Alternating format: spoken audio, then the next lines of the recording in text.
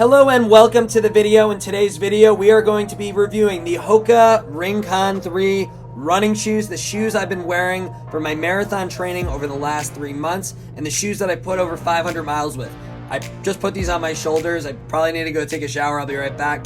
Just kidding. We can get to the review here. These shoes are incredibly comfortable. I think that's probably what HOKAs are most known for, is just really the stability that you have with your feet, the large level of cushioning, as you can see here. The midsole is very soft, so you don't have that hard feeling on the bottom of your feet. And then these shoes are just super lightweight. Even though these shoes might look a little thicker, it's amazing the technology that's in place on these shoes to make them as lightweight as they are. I give the comfort of these shoes a 9.5 out of 10.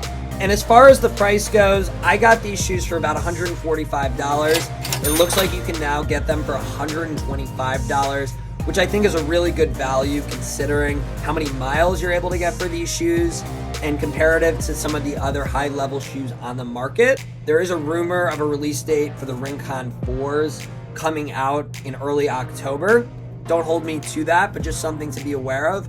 So you might be able to get these on a better value, or if you want the latest and greatest, it might be worth trying out the Rincon 4s. But with all things considered, I give the price a 9.0 out of 10. Now, as far as the design, I really like the design of these shoes. As you can see here, these are some other colors. I really like the bright orange. I think that's a really cool colorway they have, but obviously some other really cool colors.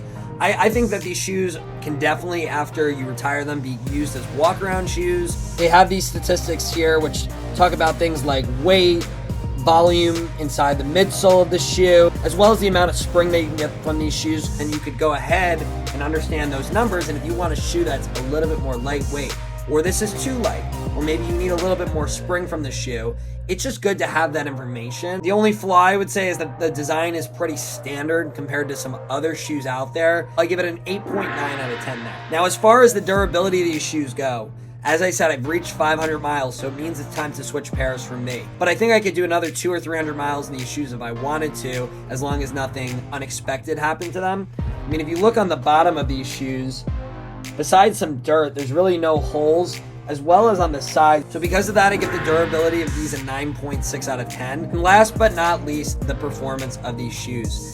This was my only main issue with the shoe, is the fact that I understand these shoes are meant for long and easy runs. These are not speed shoes by any means. These shoes are recommended for marathon runners, half marathon runners, or just runners who want to make sure to prevent injuries and run with a really stable, strong shoe. But either way, I definitely felt a lot slower in these shoes than I have.